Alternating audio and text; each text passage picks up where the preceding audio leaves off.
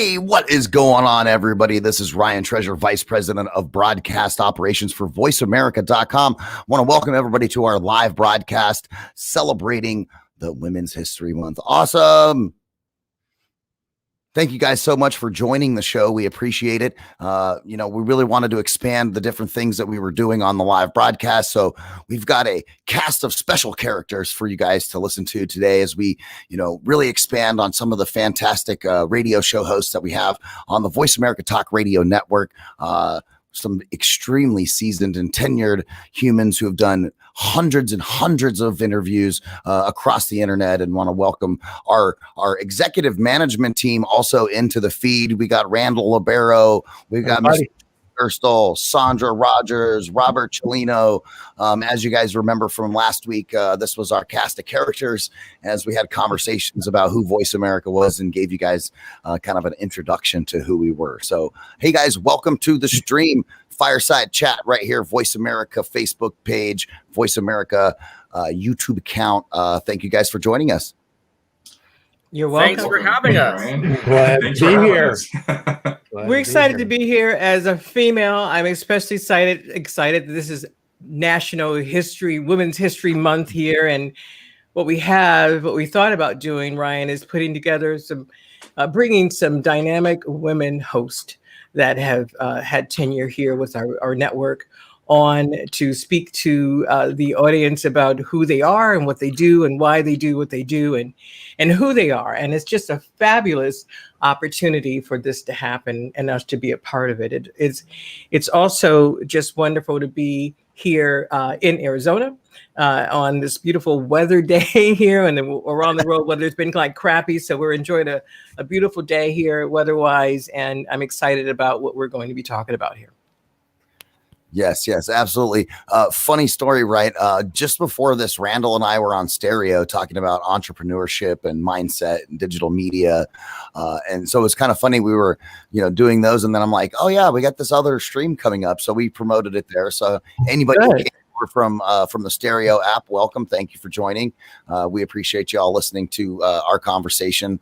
What a great day it is. It's Friday, wrapping up Friday with having a conversation with all of my peers and people I've worked with for a really long time. It's a very big honor to bring you guys along the journey on these programs, these webcasts. They're definitely so fun to do. Today we have some great shows that we're going to discuss, some great talent. We have Bonnie D. Graham, who hosts her main show, Technology Revolution, The Future of Now. Right. That's on our business channel, Wednesdays, 8 o'clock Pacific time, 11 a.m. Eastern. This show started back in 2011 as Coffee Break with Game Changers, and then morphed over time into the new brand. So we're going to have Bonnie on. So that'll be great. Another great business show, Coding the Future with Dr. Sharon Jones, Wednesdays at 11 a.m. Pacific time on the Voice America channel. She is going to share all about her show, which is an amazing one as well. And then Francie Kohler, PIs Declassified. She's on Thursdays, 9 o'clock Pacific time on the Variety channel. And Francie is amazing. She's been on for such a long time, talking about some different stuff. I have a story to share later when Francie comes on about something that she did so amazingly for me personally. And then, of course, we have the wonderful Catherine Zox, your social worker with a microphone, Wednesdays at 7 o'clock Pacific time on the Voice America Variety channel. And she's been with Voice America since 2007. We've been making content with her. So anyways, a great cast to bring on today and celebrate Women's History Month and International Women's Day that's coming up on Monday.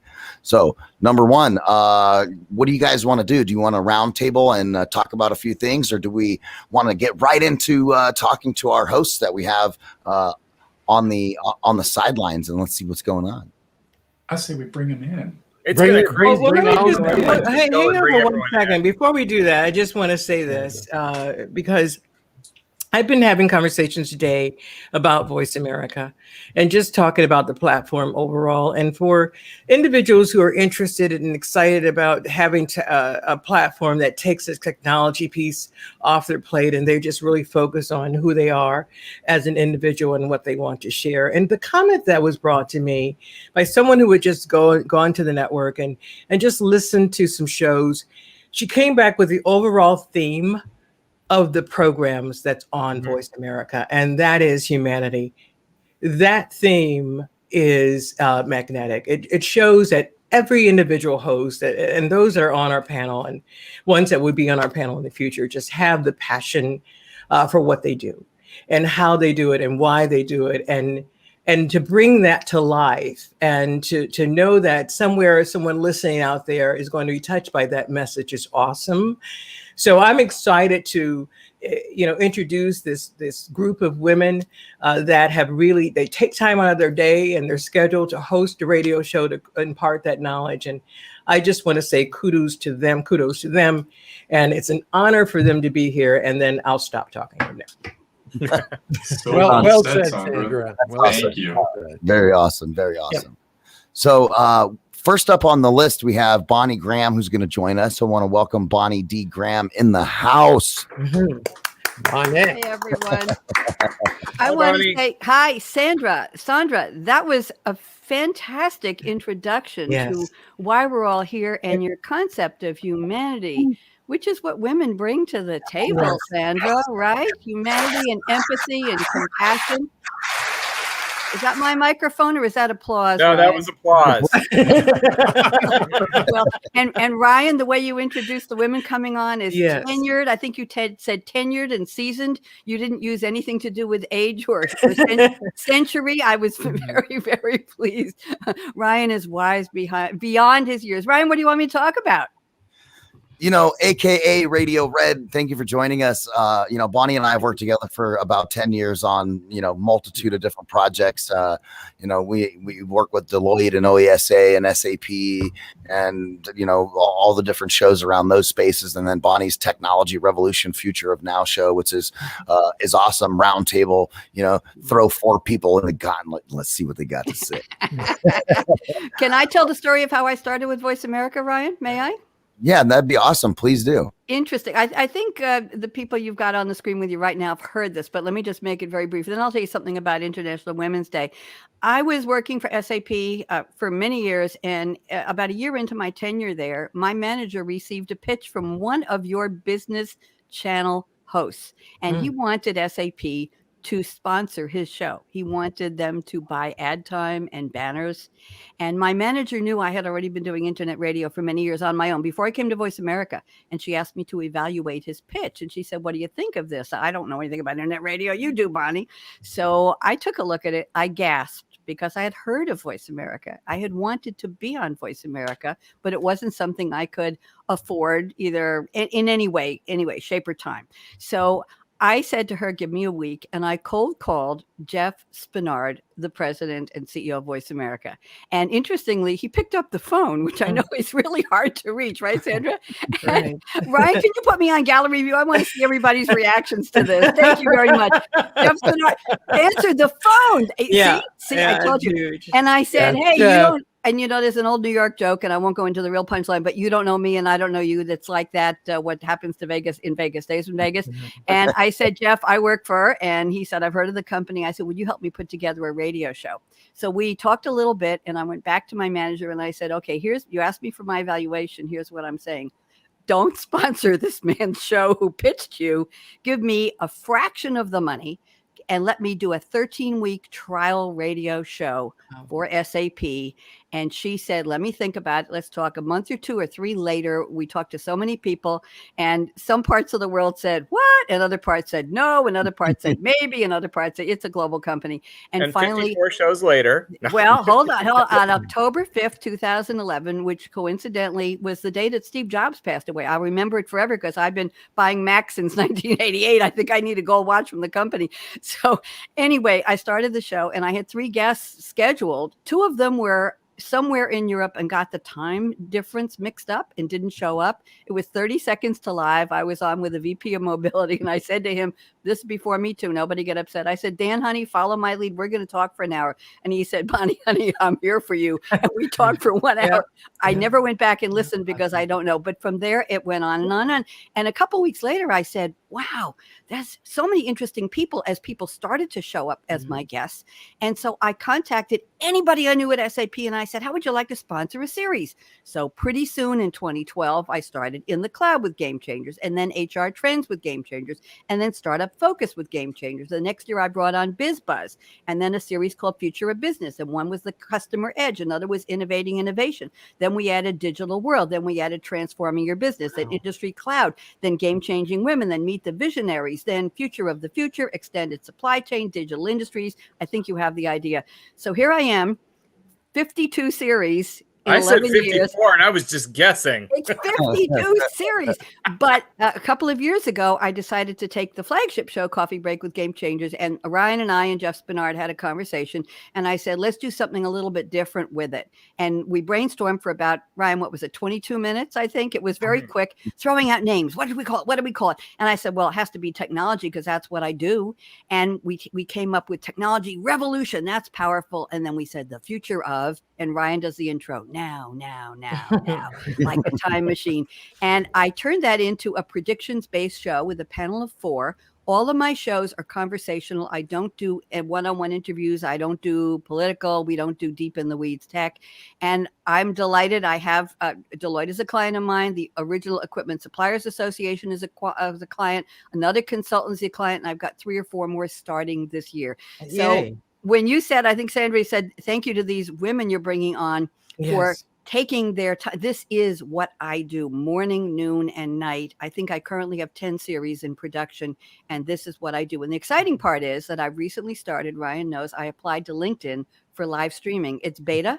You have to post a lot of video content. You have to get approved, and they approved. And I'm now live streaming Technology Revolution on LinkedIn.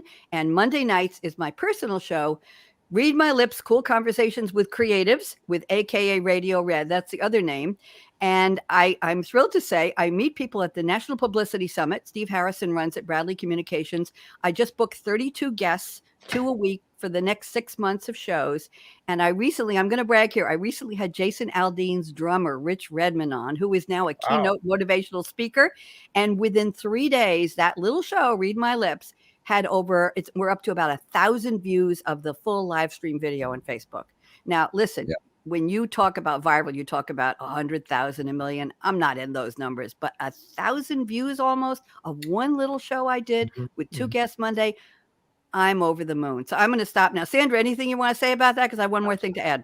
Well, no, I just want to applaud you for the work that you're doing and accomplishing. And you are somebody as a model. But when we talk to companies and professionals about hosting, don't think that your name doesn't come up in that conversation. I wonder if your ears itch or whatever, because we love the model that you have and the success that you have behind that. And you certainly are a trailblazer when it comes to that. So kudos to you. Thank you. And I'm going to tell you something related to Women's History Month that only Ryan knows so far.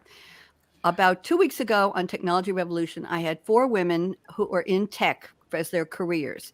And one of them is the first chief data officer, CDO at SAP. And she invited 3 other women. What happens is somebody pitches me a topic and I say, good, I like the topic. We create the abstract and they bring 3 guests to join them. So they are engaging. I couldn't do that many shows and have to bring all the guests on myself. So one of the women is the co-founder of Women in Big Data. And after I was sharing I was a programmer back in the 1970s. I don't use that term very often. I shared some stories, just as conversation. And they invited me for this coming Monday to be the kickoff speaker on International Women's Day to the Women in Big Data conference. I'm going to be on at 3:30 p.m. Eastern. And their membership is 17,000 women around the world.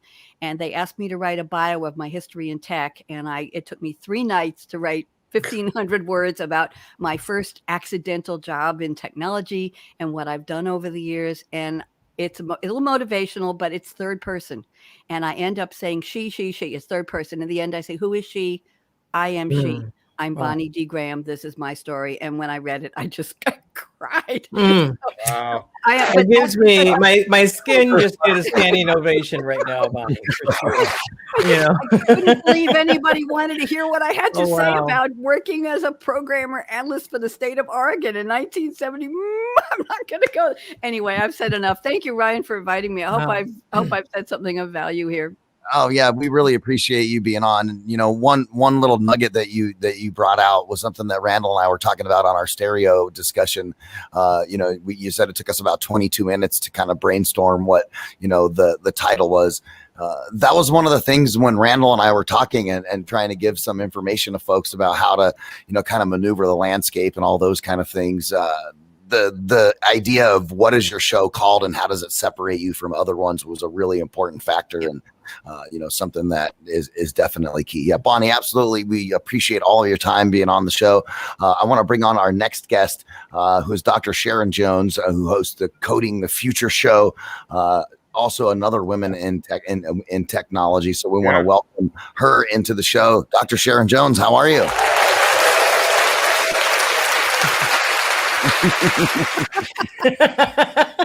Man, that makes the girl feel good. I like that. Yeah. The movement of the applause. Absolutely. Yeah, you guys know I'm a sound guy down deep in here, and that's just part of my DNA. So I have some buttons to push. I'm going to push them. Oh, no kidding. Dr. Sharon Jones, thank you for joining the show today. We appreciate you being on your show, Coding the Future, on the Business Channel Wednesdays at 11 o'clock. Another woman in technology, coding the future. That's something that is very interesting to me. I have a 7-year-old daughter, and Bonnie and I have talked about this, and I'm always like, you gotta raise the children for the world that are going to live in, not the world we live in now. And so I love the idea of coding the future, because as things like artificial intelligence and blockchain and robotics and all of these things become more prevalent in manufacturing and industry, understanding the coding and aspect of those things are going to be really important, because that's the control mechanism for a lot of those new technologies. Right. I love what you do. Welcome to the show. Please tell the audience who you are, what you do, what is your show about. We want to hear from you, Dr. Sharon Jones. Oh my goodness. Thank you so much. I'm still reveling from that wonderful applause entry on this. And I'm so honored to be with the rest of you on the show. I have been with Voice America for a little under a year, which makes me probably the least tenured on the group, but I have been podcasting for a long time with a podcast called Lady Tech Charmers. And I will say a little bit about my show, but the part that makes me the most excited is I tell this story often that when I was in high school, I was DJ Sharky Sharon. What? Right? And so as DJ Sharky Sharon, this is an amazing opportunity. Like when podcasting and internet radio became a thing, it was a great way for me to be able to showcase my skills, because I found that being a radio DJ wasn't really where I was fit to be.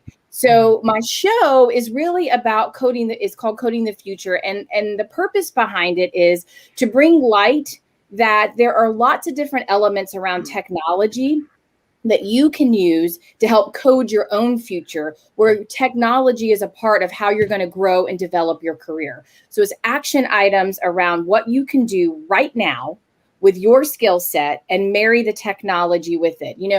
I know that Bonnie was mentioning about when she started coding years ago, and she and I have had this conversation as well. But I mean, goodness, I even started coding 20 years ago. And you think about how different the landscape is now compared to when we started. Now, I'm not that far removed from COBOL and BASIC and some of those. I started in object-oriented programming. But what my goal of my show is to have conversations with those that are innovating in tech, that are using technology in their career, but may not classify themselves as a technologist, but are really making waves in how they use technology to move their careers or to implement in their job. So we have a lot of really great conversations. I bring a lot of women on to my show because, as you mentioned, my passion is education. My background is K-12 education in particular. I've spent 20 years as a computer science educator. And the better part of my time has really been to grow and change that conversation around women in the technical field, because there is a misconception that computer science is boring or hard, or that being in the world of technology is, this is my favorite term, and you all have probably heard this. I don't do that. I don't do technology. You're I don't right. know. I'm not technical. I'm like, yes, you are. You use it every day. It's just a matter of figuring out how to use it versus just consuming it. And that's happening in a lot of schools now. You know, in grade schools, they're learning how to code. That's becoming a mandatory subject. Well, you know what's great about that, Jeff, is that there is a level of computational literacy that we need all of our children to have. You all mentioned, Ryan mentioned earlier about thinking about preparing his daughter for jobs that of the future. Like there's jobs that are going to come down the line that we don't even know exist. Sure. You know, I just interviewed a great interview this past week with Kate Parker, who is a U.S. best-selling author. She's got all kinds of things. She's a photographer. But what she said, Sharon, you know, what's been so interesting about this is I've had to totally transform how I'm implementing my career, because so much of my work was face-to-face. And she said there was a whole new job that came to be, call it a streaming editor. Someone just like what we're on right now, who was editing the streaming and making sure everyone got connected and pulled in. And she said, we didn't know that even existed 6 months ago, but now will we ever not have that? Probably not, you know, but having the skill set, or our students, and really, let me transfer that to adults as well. Let's take all those amazing years of experience that we have in the workforce and our skill set and marry that with the technology piece. You know, one of my favorite phrases to say is, if you can write a line in English, hello, my name is Sharon, you can write a line of code. Coding is just the language of the computer. It is not any different than learning how to speak English or Spanish. It's just understanding how that computer is going to understand the syntax. Correct. Yep. Sharon, can I jump in here for a second? I just want to share with you that in preparation for my talking, and you were on the show with the lady who invited me to talk on women. Sharon was one of my guests that day, and it was a great panel. I just discovered a paper. Sandra, you'll appreciate this. It was called A Feminist Perspective on Technology in the Future. It was written in 1981. Do the math. Wow. Women's Studies International Quarterly. I'll read 3 sentences and that will make the point. Number 1, women have been left out of the mainstream of recorded technological development. Technology, increasingly so in industrial societies, is male. And then they said, whoever the writer is, it was a woman named, I don't know, Joan A. Rothschild. A feminist perspective can help us move from a hard technology society to a soft technology future in which values such as harmony with nature, subjectivity, cooperation, and non-exploitation become integral to technological development. I just discovered it about 10 minutes before the show. Interesting, Sharon? 1981. Yeah. You know, it's we have this, you know, and I have this conversation a lot with the young women that I work with, and you all, and you know, I don't know there's a way to pinpoint it, but the way in which women have entered into the technological, workforce has decreased since the 80s to now, but we're working on changing that conversation. And the big piece is showing girls and females where they can find their spot. Where can they make a difference? How can they use their skill set, the beauty of storytelling, the beauty of using technology to make your life better, to really take it to the next level? It doesn't have to be daunting anymore.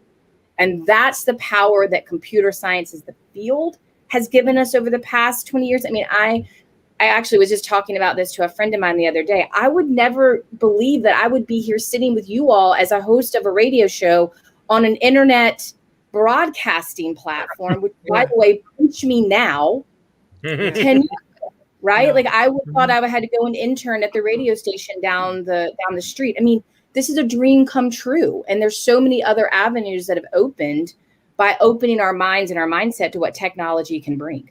And it's fun and it's exciting, Sharon. I'm very glad to hear you say that. A couple of us have had terrestrial radio background as well.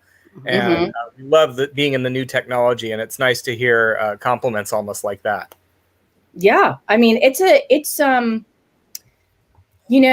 when we first started the podcast, I was working with two other, I still do, we just do some series shows, but I have two other women that are in tech. One that is 10 years younger than me, and one that's 10 years older than me. So I sit in the middle, and it's a really wonderful conversation that we have, but it was so amazing to be able to do, I love radio. Like, I love all of this. I love everything about what this has to offer. And so this is an amazing platform for more women to be able to share their voice. Because, man, we can talk, and we talk well.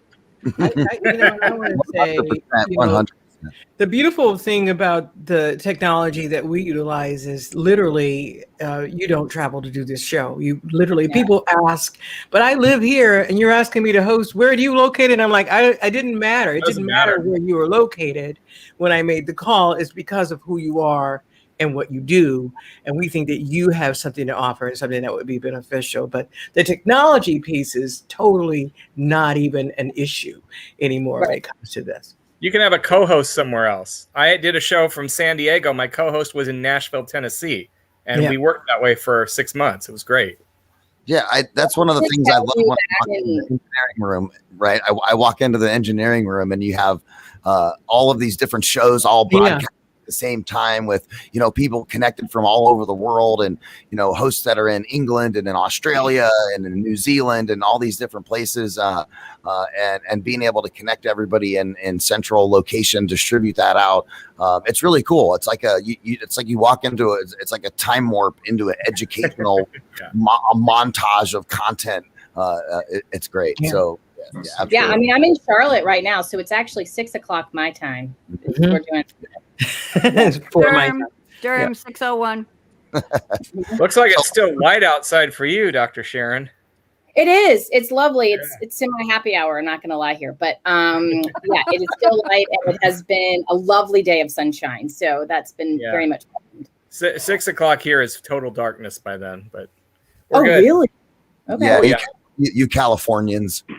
Yeah, I'm about as south and west as you can be in this great United States. So, got it. Well, you guys, let's bring on our next guest. She's an amazing host as well. She's been on the network for a long time, since 2010. PI's Declassified is hosted by none other than Francie Kohler. She's such an amazing person. Let's bring her in and say hello to Francie. Hey, guys. Hey. So, Jeff, I'm right here with you in California. I'm currently in the state capitol, right across the street, in an office right across the street from the state capitol, which, of course, is closed today. They're never open any longer. But I would like to tell my story, too, of how I got started. I was recruited by Johnny Bravo in early 2010. And he called me, and I'm going, what? You want me to do what? Mm-hmm. Be a radio host? Are you kidding me? And he talked to me, and I thought, who is this network? I don't even know who they are. So I did some research, because I was really concerned if it was too far to the right, too far to the left, too, I don't know, warm and fuzzy, whatever. So I did some research and came back and thought, well, okay, they've got a Republican dissecting legislation. They've got left-wing folks doing whatever. They've got psychics, everything. And so I thought, okay, well, maybe this is a good platform for me, because I had been frustrated. I'm a private investigator licensed in California. So I'm a private investigator. And I was really frustrated with the idea that private investigators were always disparaged. They were always, the PI myth in the movies and TV was always, people breaking into homes, putting in, hidden cameras, Columbo, chewing gum, and exactly. Carrying weapons. I don't carry a weapon. I have a friend that says, I only carry a handgun if it matches my shoes. So I don't do any of that. I'm not one of those people. So I was so totally frustrated with the idea that how private investigators were portrayed everywhere. And that's what people think of us. So I wanted to be able to put on a professional program that highlighted various cases investigators had, various disciplines that were investigative related, like attorneys that had a case, like the attorney that had the Duke lacrosse case, the DNA case with Duke lacrosse and cases like that. And so I've been very, very happy with my tenure with I love Voice America. Voice America, you guys are just hands down just the best. You're so accommodating. You go out of your way to accommodate your hosts. I mean, really, I don't think I've ever asked for anything that I couldn't have for one way or the other. So, and I would just like to tell you, I'm often asked what my favorite show is, and it's the time. My theme music is Harlem Nights. It has to be a little mysterious for a private investigator show, right? So it's Harlem Nights from the Mickey Spillane series, which maybe you don't even remember. I don't know. Yeah. But the Mickey Spillane series. Yeah. And Stacy Keach, you may remember, the actor. Was Mike Cameron. Mickey Spillane. I contacted him. He agreed to be on the show. It was fabulous. Oh, wow. What I didn't know is he and his friend arranged the Harlem Nights that was portrayed on the show. He's a musician. Who knew that? I didn't know that. We broadcast him from his home. He had his keyboard. He played Harlem Nights on the show on his keyboard from his house. Wow. How much cooler is that? That is fabulous. That's awesome. Yeah, that is fabulous. It was a highlight. Absolutely. So one of the things that Sandra wanted me to talk about, I think. I'm just trying to chomp at the bits of like, Francie, what are you going to talk about? What were you going to say, Sandra? Showing up on your Harley? No, I'm just kidding. You did that, But yeah, I do ride a Harley. And yeah, I do. To Arizona, but okay. But I know what Sandra wanted me to talk about is as a private investigator, I specialize in criminal defense investigations, which some people call the dark side, but I view it as I am defending the Constitution of the United States by defending people that have a right to counsel, that have a right to a defense, that have a right to confront their accusers. And so periodically, I have a series that I call the Exoneration Series, The Gift of Exoneration, and I bring on cases of people who have been exonerated after spending years in prison. Yeah. And tell their story because it's very, very compelling. Yeah. And, and we all know how many people have been exonerated in the United States since DNA and since this highlight or spotlight has been put on wrongfully convicted people. So that's where I'm at politically. And that's what I love to do. And I'm actually getting involved in a new program called Investigating Innocence. And I'll be the advisory board member for California, where we try to look at various cases that maybe need to be looked at for an innocence exoneration and somehow get attorneys involved. Not sure how this is going to work. There's been a grant applied for it at the Department of Justice. We'll see how that goes. It's supposed to happen at the end of the year. So that's where I am. Yeah. Well, and you ride a Harley. Somebody commented, look at the screen. Boom, boom, right? I was going to say, Francie doesn't carry a weapon because she rides one. So, hey, Francie, well, there you go. That's a good line. I like that. I have a really interesting story I want to share about something that Francie did for me, a few years ago that was absolutely amazing, and publicly thank her for this. I don't know who my real father is, right? And so I had a name, really is all I had, and gave that to Francie, and she was able to track down my dad, which was very awesome. So I want to thank you for that, Francie, because that was it was life-changing for me to be able to just know, right? Even though I chose not to make contact for several reasons with my own family and, lots of different factors that my wife and I talked about. But, I just wanted to publicly thank you for that, because that was absolutely amazing that you were able to do that for me and fill that void that I had in my life for a long time. So thank you. My absolute pleasure. My pleasure, Ryan. And anytime anybody needs something like that, we will certainly come step up to the plate and take care of it. So Francie, I work personally with you, and we've developed a relationship beyond a professional relationship. I've been to your home, you met your family, and I see the personal work that you do beyond radio. Inside of your community, working with homeless people and all the other endeavors that you're involved with. And I just want to, from the bottom of my heart, and America, Voice America, thank you. Thank Sharon. Thank Bonnie. I know the three women that have been so far on our program today. Thank you so much for the work and the service that you do. Thank you. Thank you, guys. Nice meeting you, Dr. Sharon. And Bonnie and Bonnie. yeah. So far, there's 4 women today. So, yeah. Well, we definitely want to bring on our next guest, who's been on the network for many a year, since 2007. She's such a wonderful woman, really changing lives out there. Social worker with a microphone on the Catherine Zox Show. Catherine, want to welcome you to the show. Thank you for joining us. Well, Ryan, thanks for everybody. Thanks for the applause. I like to be asking the questions, so I'm on the show because this is not my comfort level. I like to be the one answer. I want to ask the questions. I like to ask you guys the questions, but I have been on for a long, long time. I love Voice America. I had been doing radio before. I had never done internet radio before, and I was trying to think. I started in radio way back, and I'm not going to say when I started, but I did a lot of theater. My background is theater and voiceovers and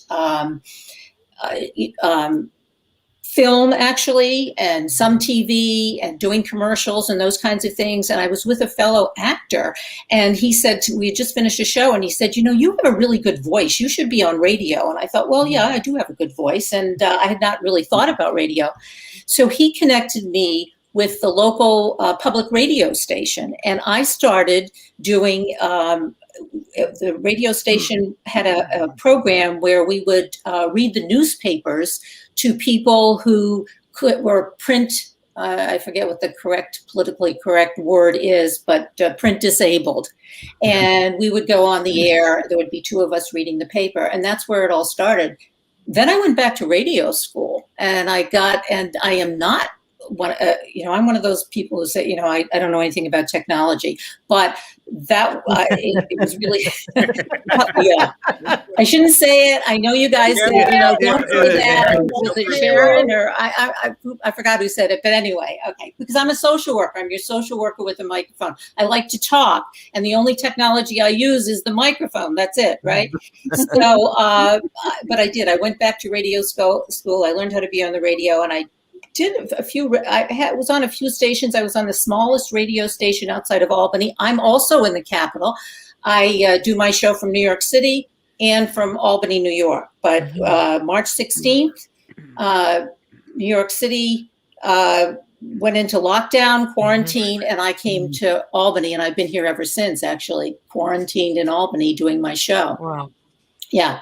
So it's been really interesting because I cover all topics. I mean, I think in the beginning, I've interviewed Don Lemon. I've interviewed Margot Hemingway, Barbara Corcoran. She's on Shark Tank and stuff, just a whole variety of people. And, people tell me, well, you should focus, you should, concentrate on just, sort of one type of person. But I like to talk to everybody, and I like to hear their stories. So my show is really, I talk to celebrities and then people who just, ordinary people who have a story to tell.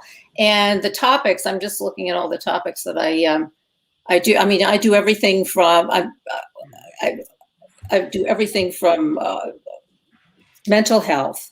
I have the list here. I'm going to read it to you because it's on my.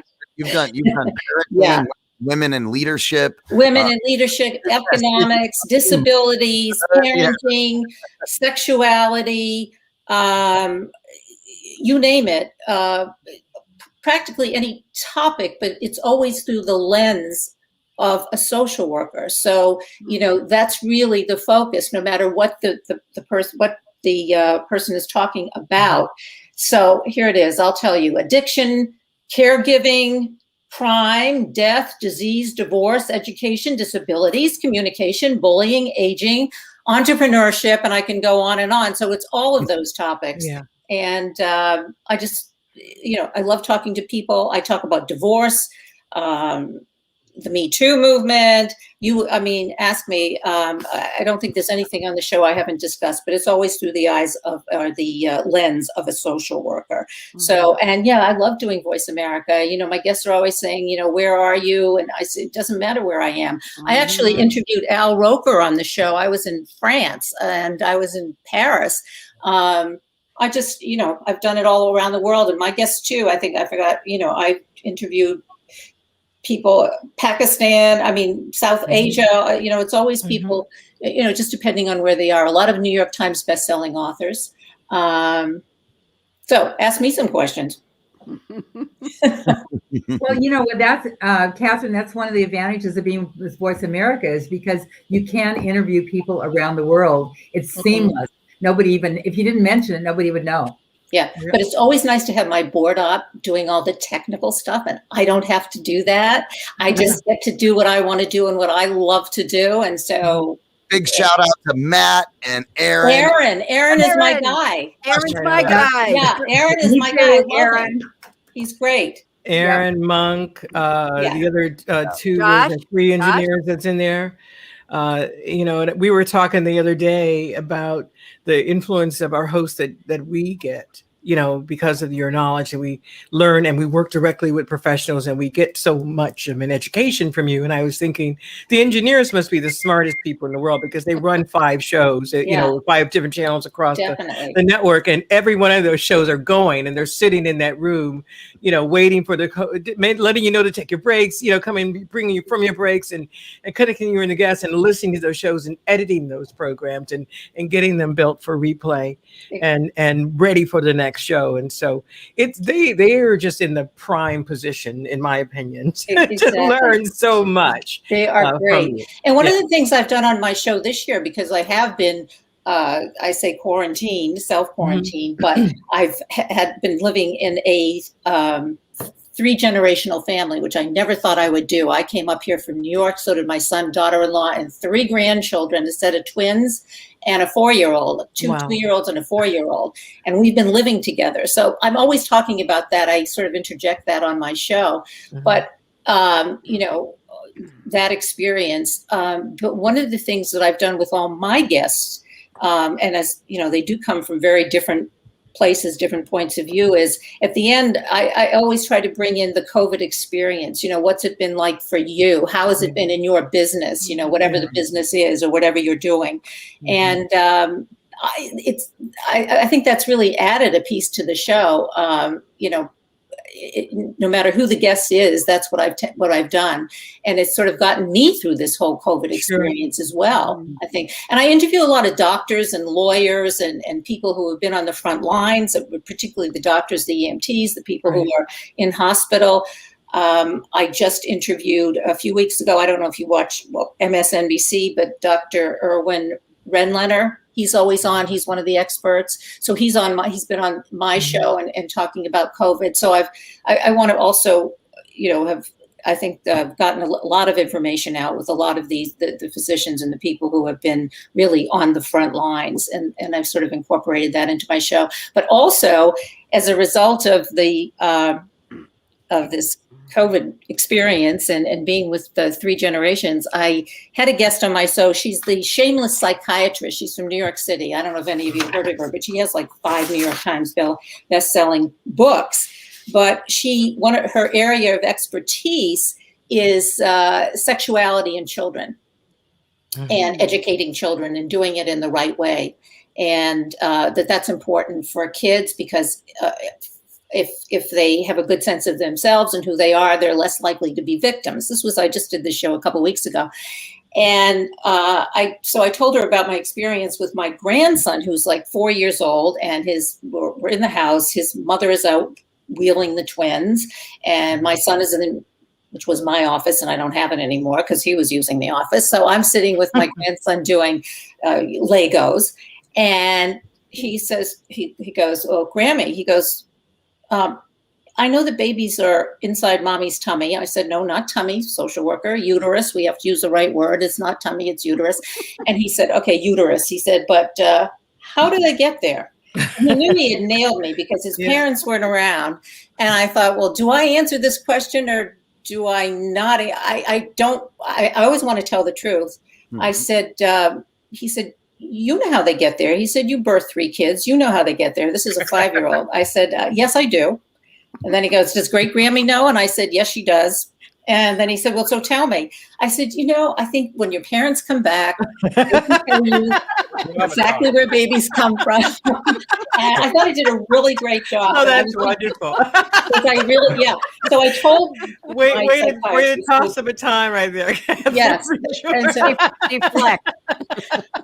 I think I did quite well. And the psychiatrist was on the show. I said, how did I do, doctor? And she said, no, you did great. She said, I never thought about grandparents doing sex education for grandchildren. She said, that's a show. That's what you should do. She said, and so she put me up on her website and she was sort of half kidding. I said, well, that should be your next book because, grandparents and sex education, well, it wouldn't have happened if we hadn't been in this COVID situation, obviously. Anyway, that's my little story.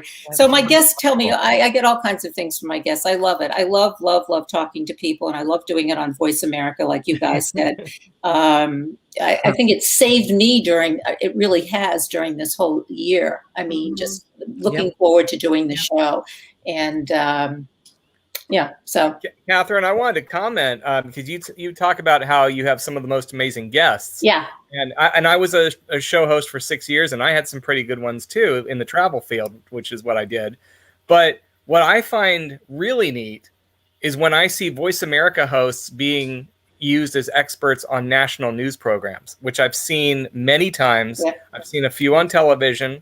I listened to a national morning radio program that uses 2 of our hosts as experts. About every 6 months, I hear their names, and I'm just like, oh my gosh, of course they don't mention always that they're doing a radio show on Voice America because they're just being brought in as news guests. But it's still kind of neat to see somebody I've heard of or know actually being used as an expert, and that's kind of what happens with all of you guys. Yeah. You're so spot on, Jeff. Like one of the things, Randall and I talked about on the Stereo app when we were doing a show earlier today was just, all of those different mechanisms that are provided with, being able to do the show and connect with people and have that outlet. I totally agree with what you're saying, Catherine, on, talk radio saving a lot of us. I co-host Finding Your Frequency, and I've done a couple of episodes with Sandra and Randall and Robert and being able to do that and interview people about the same topics, some of the ones that you talk about, and different speakers and authors.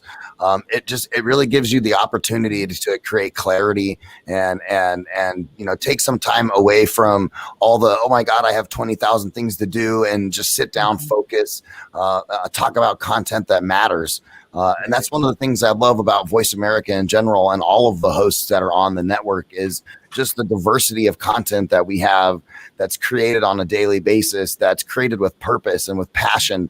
And, it's not thrown together. It's not hurried. It's not rushed. I mean, yes, we have timelines, and yes, we're live and we're doing all that. But at the same time, you guys are taking great care in how you're approaching all of the different content, how you're delivering it, making it professional, and providing a lot of value, which I think that there's a lot of people who do media-based or digital content that, they're just kind of tossing stuff against the wall versus, really creating content that matters to people, to hook them in and to get true listeners. It's almost like the idea with social media marketing, like, yay, I have 150,000 followers, but nobody engages with my content. Hey, I have 10 followers, but everybody engages with my content.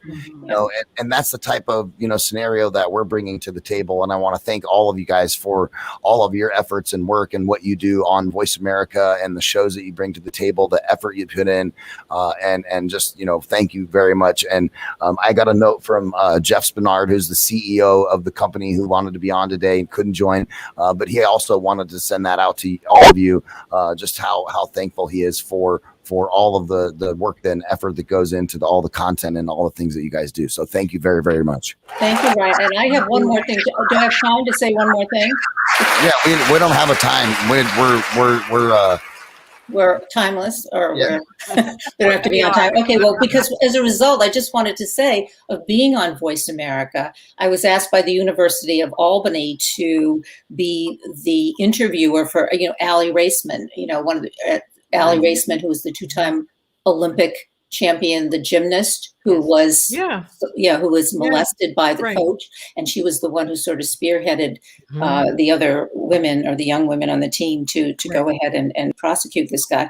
So I, as a result of doing the kinds of shows that I do on Voice America, they asked me to interview her. This was at the University of Albany, and we had like 4,000 people there, and it was great. And she was great. It was a great topic. So I've had those kinds of opportunities as a result of doing the show. And I want to say, and thank you so much, Catherine. I've not personally met you, but your show is extremely popular inside of Voice America's network. And we know you've been with this platform for years. And that speaks volumes to what you're getting from this platform, what it means to you, as well as Bonnie, as well as Francie. Sharon, you're newer on the block, but again, this isn't new for you. This platform is, but we honor and embrace each and every one of you for doing the work that you do. It is really important. Some of these programs, Francie, Boston University wanted, part of your program as a private investigator. They have some kind of curriculum course there. And I know that they were using part of that. So a lot of our programs, the host takes these programs, they can make them into e-learning series. They can create books out of them. They definitely have authors, they have written books because of their programs. But these shows are, they're evergreen. I mean, once they're created, they're out there, and they could be content that could be accessed forever. And you guys are creators of that. So you ladies are creators of that. So thank you so much for that. Thank you.